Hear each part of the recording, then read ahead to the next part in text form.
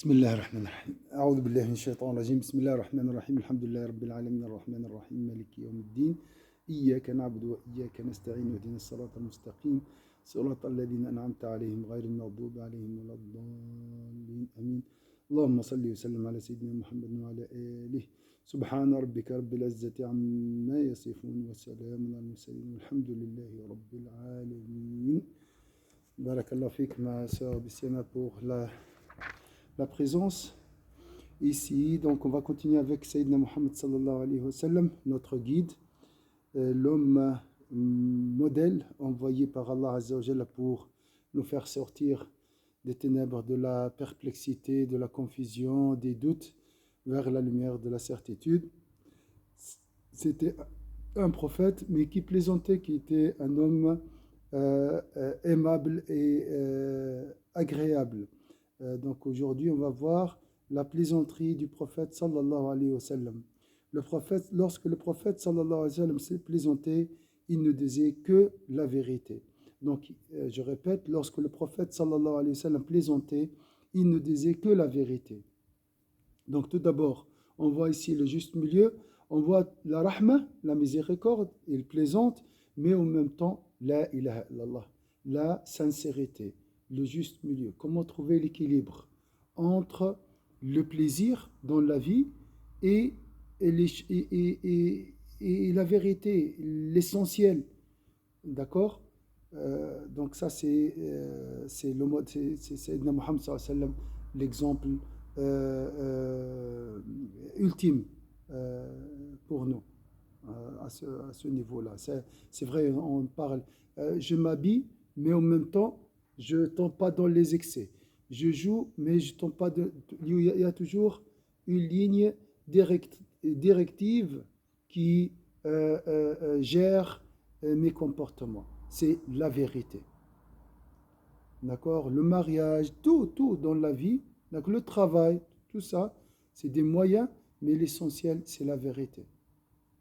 C'est comment trouver l'équilibre. Bien sûr, aller vers la vérité et abandonner le bas monde, ça c'est pas logique. Hein. Donc le prophète, ça s'est plaisanté, mais il ne disait que la vérité. Un jour, une femme vint au prophète sallallahu alayhi wa sallam et lui dit: Ô messager de Dieu, donne-moi un chameau qui puisse me servir de monture. Il lui répondit: Je mets à ta disposition le petit d'une chamelle. La femme dit alors: Mais il ne pourra jamais me porter. Et le prophète sallallahu alayhi wa sallam de répondre: Je ne mettrai à ta disposition que le petit d'une chamelle. Les gens présents lui dirent: Le chameau n'est-il pas le petit d'une chamelle?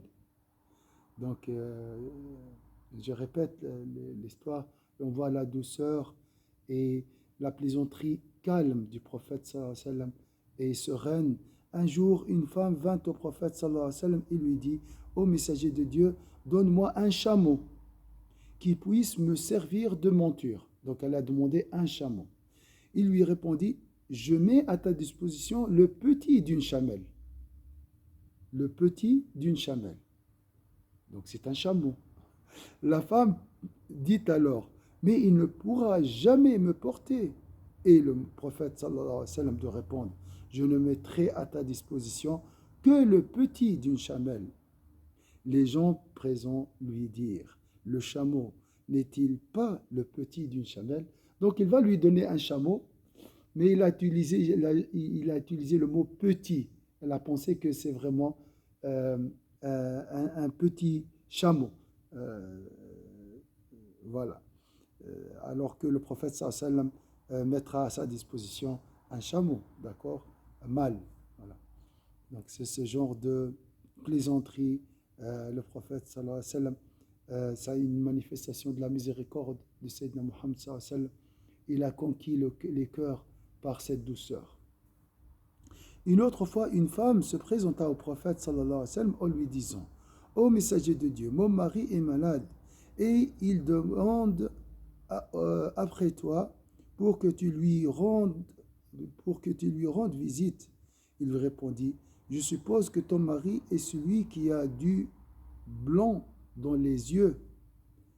pensant que son mari allait être frappé de cécité. La femme rentra chez elle et ouvrit les yeux de son mari qui s'étonna. Mais que fais-tu? Son épouse lui répondit, le messager de Dieu m'a informé qu'il y avait de la blancheur dans tes yeux. Son mari lui répondit alors, ne sois pas stupide, y a-t-il quelqu'un qui n'y ait pas du blanc dans les yeux? Donc le prophète sallallahu alayhi wa sallam voulait alléger la situation. Son mari est malade. Il a dit que son mari lui a dit que je suppose que ton mari est celui qui a du blanc dans les yeux. Elle a pensé pensant que son mari allait être frappé par de cécité, alors qu'en réalité tous les humains ils ont un blanc dans les yeux. Voilà ce genre de plaisanterie simple, calme, utilisé par le prophète sallallahu alayhi wa sallam pour attirer les cœurs et pour aussi que les gens sachent que dans notre religion est une religion de juste milieu. Donc on peut faire profiter des plaisirs mondains, mais à condition, il ne faut pas dépasser juste les limites et dire toujours, respecter toujours la vérité. Si ma soeur Bessiana, tu as une remarque, tu peux me le dire, Inch'Allah, il n'y a pas de souci. D'accord, c'est bien. À une autre occasion, une femme dit au prophète sallallahu alayhi wa sallam, ô messager de Dieu, invoque Dieu en ma faveur afin qu'il me fasse entrer au paradis. Il lui dit, ô mère d'un tel, aucune femme âgée n'entrera au paradis. C'est grave ça. La femme partit alors précipitamment en pleurant. Le prophète sallallahu alayhi wa sallam dit alors à ceux qui étaient présents, informez-la qu'elle n'y entra pas dans son état de vieillesse. Dieu dit, ils seront entourés de leurs épouses que nous avons finement ciselées et qui ne perdent jamais leur virginité, toujours gracieuses et d'égale jeunesse. Elles seront des compagnons des hommes de la dextre ici. La femme en question était médinoise, donc elle a pensé parce qu'elle est âgée, elle a pensé qu'elle n'entrera pas au paradis à cause de son âge. Mais le prophète sallallahu alayhi wa sallam a dit la vérité, en plaisantant bien sûr. Elle lui a dit, quand tu entreras au paradis, tu seras jeune. C'est ça. Donc la remarque de Sayyidina Muhammad sallallahu alayhi wa sallam.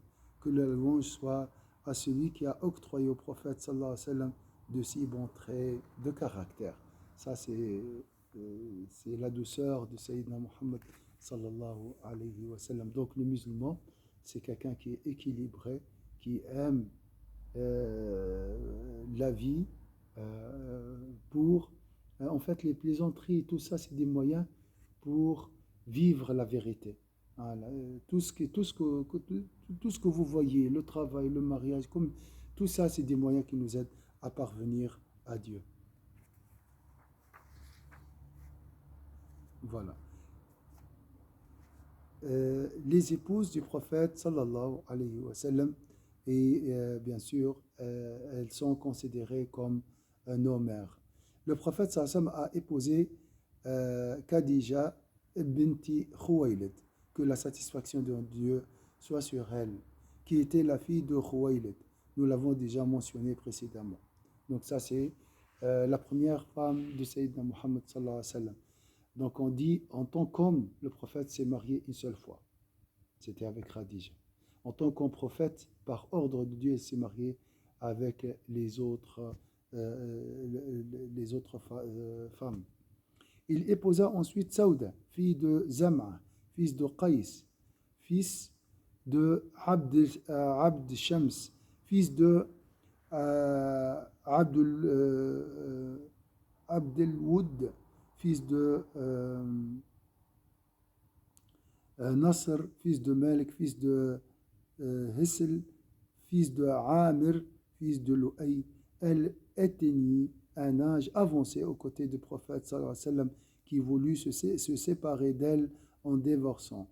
Elle offrit alors le jour qui lui était consacré à Aïcha. Que Dieu soit satisfait d'elle en disant: je n'éprouve plus de désir pour les hommes. Tout ce que je souhaite, c'est d'être ressuscité au milieu des époux de tes épouses. Que Dieu soit satisfait d'elle. Voilà le rapport de Sayyidina Muhammad avec ses femmes.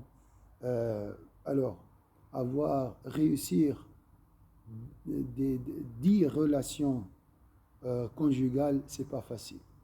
Donc ça aussi, c'est une preuve que Sayyidina Muhammad avait un grand bon caractère. Donc tous ces femmes, elles étaient donc là, c'est un mariage par miséricorde. Et ça, c'est aussi, il y a beaucoup de leçons ici. On peut se marier par miséricorde. On peut se marier aussi pour aider quelqu'un. Donc, pas seulement par amour. Il y a l'amour, bien sûr, mais il y a la solidarité aussi. Il s'est marié avec Aïcha alors qu'elle avait un âge bas pour transmettre le savoir, surtout concernant la relation conjugale. Donc elle était jeune, elle a appris beaucoup de hadiths, elle est considérée parmi les savants des compagnons. Donc Saouda était une femme très douce et elle aimait beaucoup le prophète sallallahu alayhi wa sallam, et surtout elle a pensé à la vie de l'au-delà. Et ça, c'est un point très important. Maintenant, le mariage, l'objectif c'est quoi? C'est profiter de la vie d'ici-bas. Vous êtes d'accord, mes sœurs? Quand on se marie, on pense à quoi?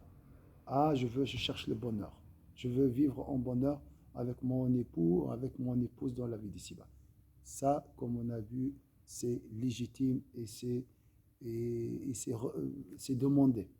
Mais il ne faut pas oublier, ton mari ou ton épouse, c'est aussi ton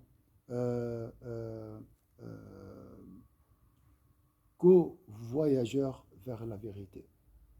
C'est lui qui va t'aider à trouver la vérité, comme on a parlé, à chercher la certitude. D'accord? Je ne dis pas un moyen, non, ce n'est pas un outil, mais vous êtes ensemble, vous cheminez ensemble vers Allah. Vous cherchez le bonheur dans la vie d'ici-bas, mais surtout le bonheur dans la vie de l'au-delà. Cette idée va nous aider à patienter, à endurer les nuisances d'autrui, etc. Parce que mon objectif, c'est Allah. À travers ce plaisir, mais c'est un plaisir de se marier, bien sûr. Hein? On a besoin de reposer nos âmes, d'accord? On a besoin de quelqu'un dans notre vie, d'accord? Mais ici, elle a dit, c'est d'être ressuscité au milieu de tes épouses. Et donc, dites aux personnes qui veulent se marier, n'oubliez pas, l'objectif, c'est vraiment le paradis. Et le bonheur ultime, surtout après la mort. Puis le prophète sallallahu alayhi wa sallam épousa Aïcha, fille d'Abu Bakr, qu'Allah soit satisfait de lui. Il se nomme Abdullah. Donc ici, il y a toute la famille, on va laisser tout ça. Il se maria avec elle à la Mecque 2 ans avant l'hégire. Certains affirment que le mariage eut lieu 3 ans avant l'hégire. Donc ici, il y a une différence concernant l'âge de Sayyida Aïcha. D'accord? Aïcha avait alors 6 ou 7 ans. Ce n'est pas qu'à leur arrivée à Médine qu'ils vécurent ensemble. Donc le mariage était consommé à l'âge de 9 ans. Mais à l'âge de 9 ans, les femmes à l'époque, elles étaient pubères. Il ne faut pas oublier que Sayyida Aïcha était fiancée à un autre homme. Donc, jamais, c'était dans leur coutume accepté de se marier avec une fille jeune, d'accord? Et les mécréants à l'époque, ils n'ont jamais fait de reproches à Sayyidina Mohammed sallallahu alayhi wa sallam pour ce point. Il y a d'autres, ils disent, elle avait alors 9 ans. Donc, lorsque le prophète sallallahu alayhi wa sallam quitta, non, lorsque le prophète sallallahu alayhi wa sallam quitta le monde, elle était alors une jeune femme de 18 ans. Alors, il y a un décalage de 9 ans selon avant l'hégire, après l'hégire, on ne sait pas exactement, il y a une divergence, mais selon la majorité des avis, elle avait 9 ans. Et comme je vous ai dit, ça n'a rien à voir avec tout ce que vous entendez maintenant, c'est lié à ces circonstances historiques et sociales à l'époque. Elle décéda en l'an 58 de l'hégire. Elle, 58, elle a vécu 58 ans. Non, pardon, excusez-moi. Donc, elle a vécu plus. Elle est décédée en l'an 58 hégire et elle est née. Donc, il faut peut-être.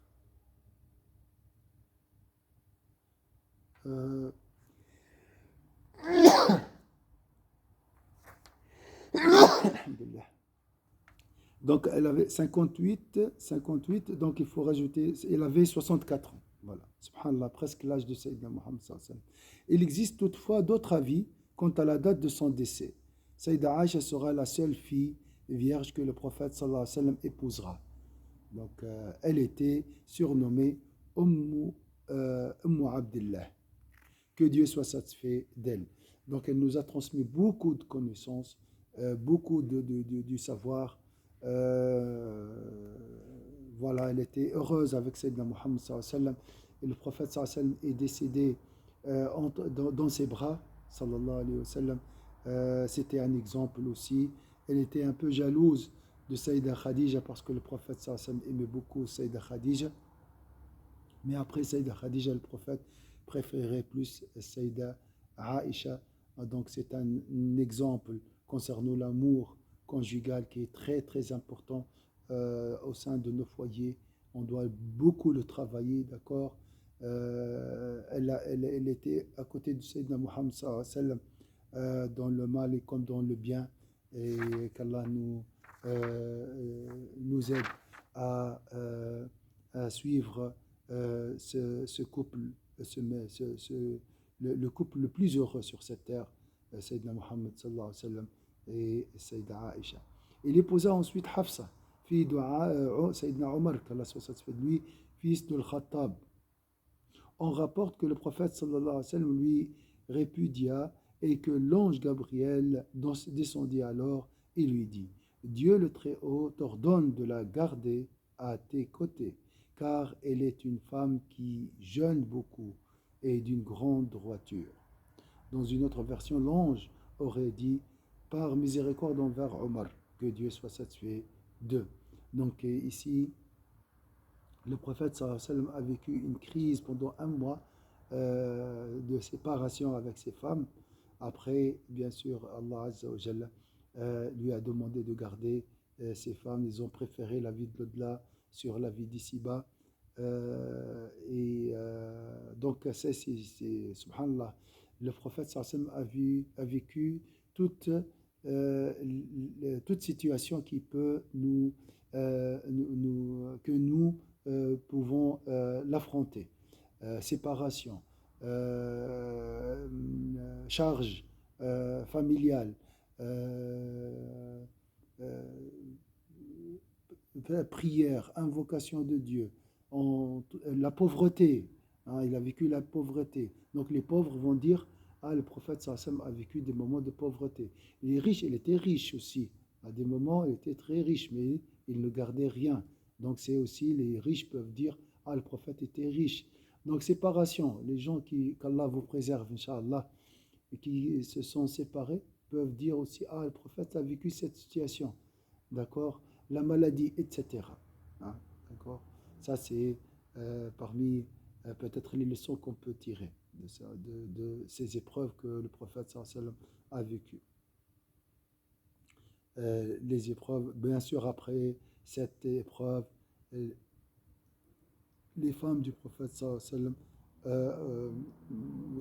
ont manifesté plus d'amour envers Sayyidina Muhammad sallallahu alayhi wa sallam. Les épreuves conjugales renforcent des fois cette relation. Donc tout est beau, tout est beau. Barakallahu fikum. Il nous reste 2 minutes, Inch'Allah. Il épousa aussi Habib Ramla, fille de Abu Sufyan, qui était son ennemi, subhanallah. C'est peut-être aussi par, pour adoucir le cœur de son ennemi. Le mariage fut célébré alors qu'elle était en exil en Abyssinie. Sa dot de 400 dinars lui fut remise par le Négus. Donc c'est le Négus qui s'est converti à l'islam, il était chrétien, qui lui a payé sa dot, qui représentait le prophète sallallahu alayhi wa sallam. Quant à elle, elle fut présentée par Othman ibn Affan, que Dieu soit satisfait de lui. Certains affirment qu'elle fut plutôt représentée par euh, Khalid ibn Sa'ad ibn al-Waqqas, que Dieu soit satisfait de lui. Elle décéda en l'an 44 de l'Hégire, que Dieu soit satisfait d'elle. Donc c'est bien de connaître aussi nos mères. Attention, les musulmans ne peuvent pas se marier avec les femmes du prophète. Elles sont considérées comme nos mères, par respect à Sayyidina Muhammad sallallahu alayhi wa sallam et par respect à ces femmes. Donc ça, c'est une femme, voilà, elle était engagée dans la cause d'Allah Azza wa Jalla. Elle a immigré et voilà, le prophète sallallahu alayhi wa sallam s'est marié avec une réfugiée. Vous voyez l'image ici, hein, c'est très belle. Hein. Des fois, si quelqu'un vient te présenter un homme réfugié, est-ce que tu l'acceptes ou pas? Voilà, c'est l'idée. Hein. Le prophète sallallahu alayhi wa sallam, à travers ses mariages, il nous a enseigné beaucoup de choses. D'accord? Il y a plusieurs raisons pour se marier. Bien sûr, l'essentiel, c'est tout d'abord l'amour. Le prophète sallallahu alayhi wa sallam épousa aussi Salama. D'accord. Salama, elle décéda en l'an 62 de l'Hégire, juste avant Sayyida Aïcha. Elle fut la dernière épouse du prophète sallallahu alayhi wa sallam à avoir quitté ce monde. Donc Sayyida Aïcha avant elle. Selon d'autres, il s'agirait plutôt de Maïmouna, que Dieu soit satisfait d'elle. Donc qui est la dernière? Est-ce que c'est Salama ou Maïmouna? Voilà. Subhanallah, quand on pense à la mort de son mari, son épouse, beaucoup de choses se règlent au sein de nos foyers. Subhanallah, comme j'ai dit toujours, quand tu as un souci avec ton conjoint, ta conjointe, imagine le jour de ses funérailles. Donc il sera mis ou mise dans le cercueil et tu vas prier sur lui. Imagine s'il y a un souci entre vous ou bien vous vous parlez pas ou quelque chose comme ça. On doit toujours vraiment réconcilier chercher la réconciliation après une dispute ou après un petit souci conjugal. Ça arrive à tout le monde. Donc voilà, juste parce que on a mentionné que les femmes sont décédées. Voilà, qu'Allah nous donne, Inch'Allah, le bonheur conjugal grâce à la baraka, les bénédictions de ces femmes saintes et pieuses, vertueuses, qui sont au summum de la piété, Inch'Allah. Barakallahu fikum, subhana rabbika rabbil izzati amma yasifun. Est-ce que vous avez une remarque? Est-ce que vous avez quelque chose à rajouter? Comme ça, ma soeur Samira. Alhamdulillah, barakallahu fik. Et toi? Alhamdulillah.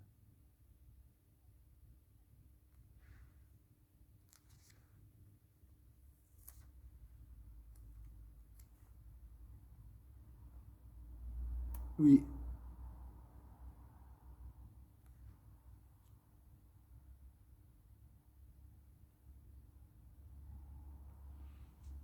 oui, oui,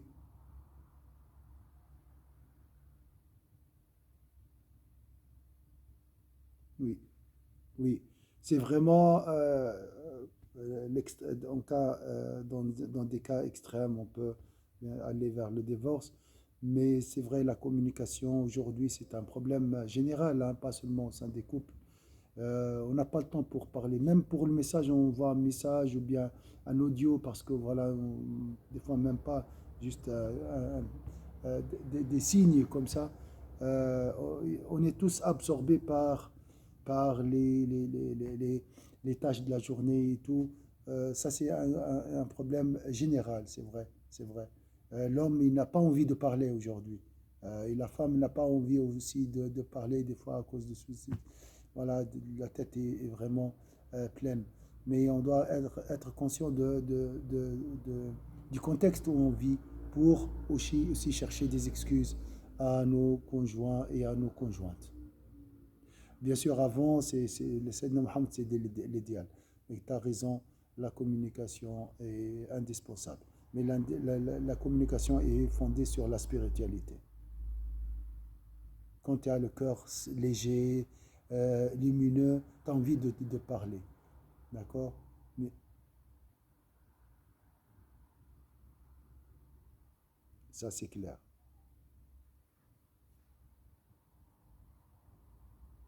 Oui, oui, c'est juste, c'est juste, c'est juste. Donc moi, j'ai juste ajouté à ce principe important deux choses. Il faut prendre en considération le contexte où on vit, d'accord? Il y a, on vit chacun tout seul, hein. Ça, c'est la vérité. C'est comme ça ici, dans notre société. Deuxième point, comment aller vers l'autre et supprimer les barrières, c'est pas grâce à la spontanéité, la spiritualité, l'amour du cœur, tout ça. Et ça, c'est à travailler à travers la lecture du Coran, la prière, etc. Voilà. Quand on est bien, on veut se présenter, on veut parler. Quand on est mal, on veut se retirer, s'isoler. Donc on ne veut pas montrer notre tristesse et nos soucis aux autres. D'accord. C'est juste, j'ai un peu développé la question de la communication.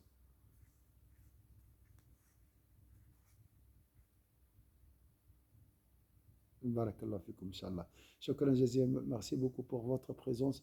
Qu'Allah vous récompense et vous protège, Inch'Allah. Inch'Allah, ce soir, si vous avez encore un petit moment, on va continuer avec Sayyidina Muhammad sallallahu alayhi wa sallam. C'est très joli de parler de lui, sallallahu alayhi wa sallam. Alors, comme je vais vous envoyer le planning de cette semaine, Inch'Allah, malheureusement, on n'a pas le cours le samedi parce que j'ai une formation. Donc, je serai absent. Et il y aura les cours donc, matin et soir, mardi, mercredi et jeudi, Inch'Allah. Salam alaikum. Wa barakallahu fikum. Salam alaikum.